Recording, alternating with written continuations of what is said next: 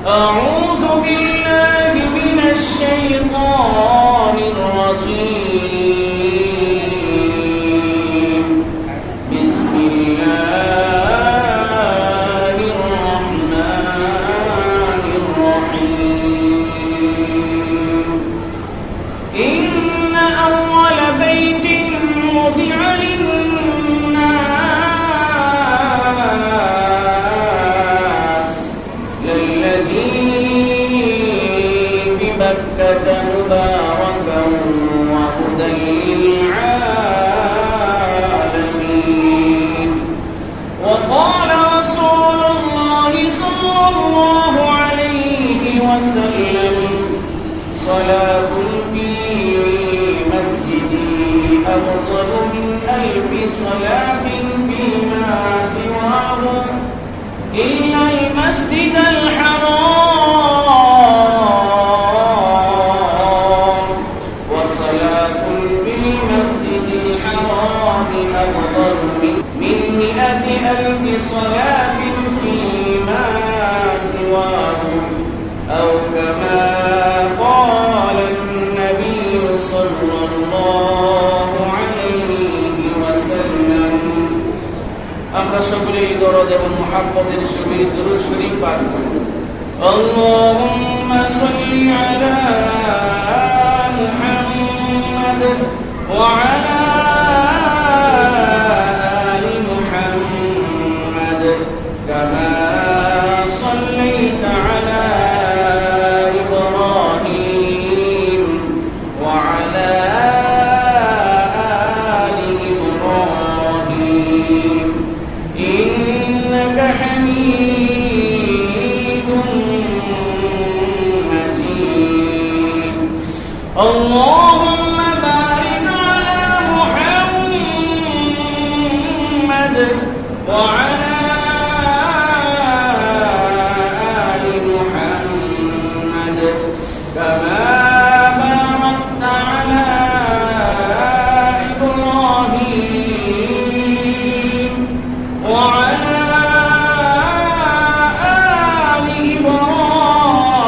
إبراهيم إنك حميد مجيد رہے میرے مسکن حوالی کعبہ بنا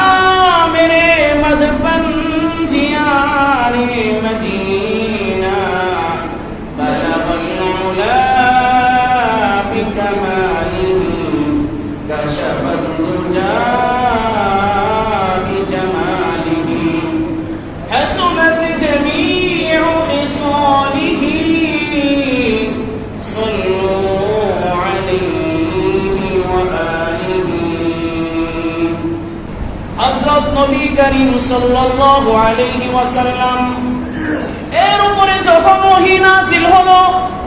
আর হযরত নবী করিম সাল্লাল্লাহু আলাইহি ওয়াসাল্লাম যেই সময় কাবা ঘর বাইতুল্লাহ কিবলা নির্ধারিত হয় নাই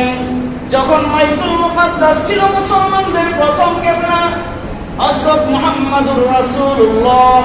সাল্লাল্লাহু আলাইহি ওয়াসাল্লাম বারবার তিনি কাবার দিকে বাইতুল্লাহর দিকে তাকাইতেন আর মনে মনে ভাবতেন যে বাইতুল মুকাদ্দাসকে বাদ দিয়ে যদি কাবা ঘরকে কিবলা নির্ধারণ করা হতো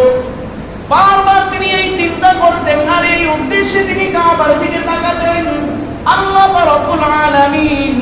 আমাদের নবীর মনের কথা জানেন কি জানেন না আল্লাহ রাব্বুল আলামিন তিনি হলেন আলিমুম বিযাতিস সুদূর মানুষের অন্তরের ভিতরে কি আছে কি কল্পনা করে কি চিন্তা ভাবনা করে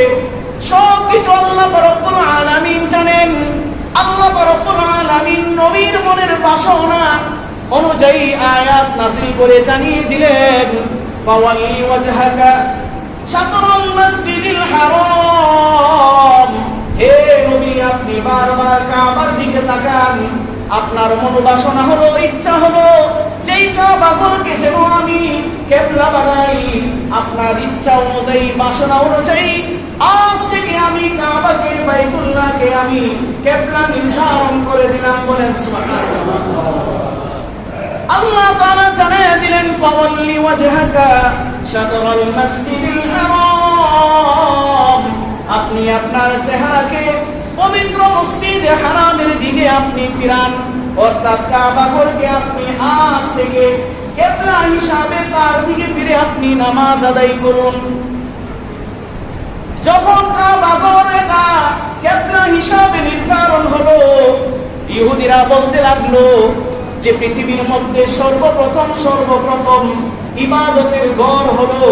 প্রাচীন ঘর হলো বাইতুল মুকাদ্দাস। এর পূর্বে আর পৃথিবীতে কোনো